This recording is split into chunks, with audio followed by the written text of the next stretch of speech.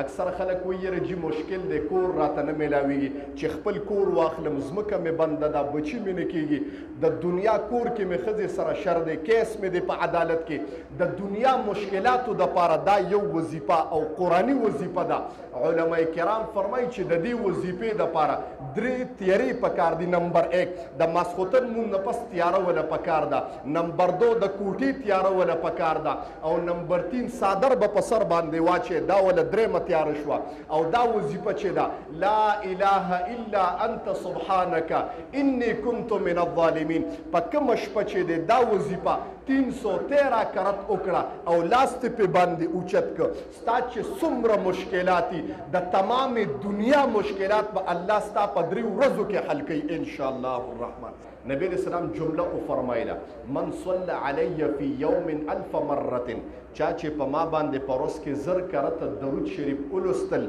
لم يمت حتى يرى مقعده من الجنه نبی علیہ السلام د لسان نبوت نه جمله او فرمایله نبی علیہ السلام وی زما د طرف نه ګارنټی ده چې دی به نه مړ کیږي تر کومه پورې چې د خپل ټکانه په جنت کې نه لیدل نه دی به نه مړ کیږي ښا څوک چې ورځ کې درود شریف وایي زر کرته او په دغه ورځ کې دی مړ کېده د مرګ نه مخکې به ورته الله په جنت کې خپله ټکانه وښیي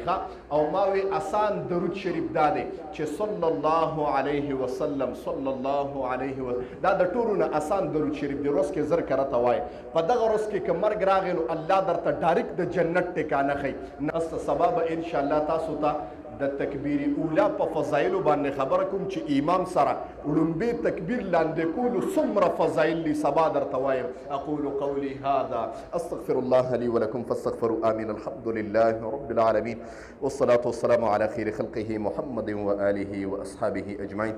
الله ما چې سوي دي ورده خدای دا زموږ په عملي زندګۍ کې خدای راولي الله اول په مال بیا په خدای دی د عمل کولو توفیق را نصیب کې الله دا لږه غوندې ناسته په جومات کې خدای په خپل دربار عالیه کې قبول او منظوره کې الله زموږ دا لږه ناسته خدای د جنت ته دننه کېدو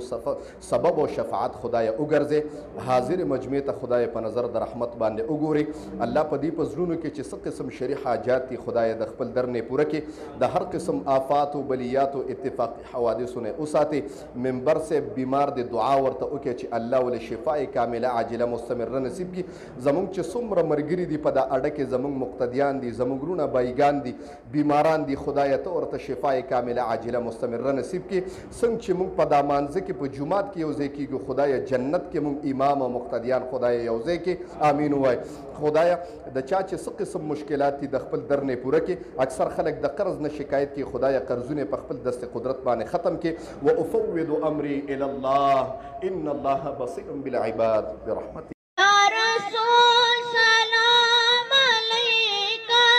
یا حبیب سلام علیکہ سلام